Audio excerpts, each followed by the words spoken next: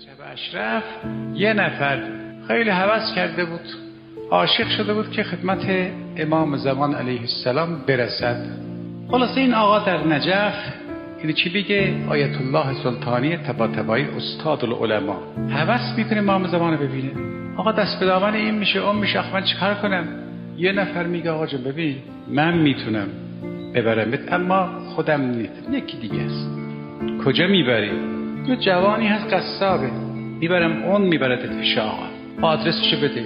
آدرس داد و این عالم بزرگ بابا باج به فلک نمیداد اما دنبال این قصاب میگرده تو کوچه ها. رفت یه مغازه یه نفر اینجوری با لباسای چرب چیلی نشسته و مگسا دوتا بلند میشن دوتا میشینن.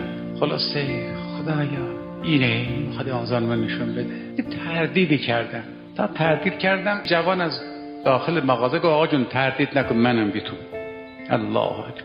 واقعا چقدر زیباست آدم ساکت باشه. اذا تم العقل نقص الکلام. این عقل که زیاد بشه کلام کم میشه، اصلا دیگه حرف نمیزنه. چی بگه آخه؟ آقا رفت. خب آقا جون بریم. خیلی خب رفتیم، دستش گرفت برد. آقا نه این امام زمان چقدر لذت داره، عرض ادب کن. سلام کرد و نشست. حالا دیگه چه از آقا پرسید چیکار کرد چقدر نشست اینا رو نفرمودن. وقتی آمدم بیرون گفت جوان من به عنوان یه عالم نجف فقط میخوام ازت بپرسم از کجا به این مقام رسیدی؟ آی مردم این دینه ها دین با عظمت. ببین خر مقدس تو این دین خریدار نداره، آدم میخوام.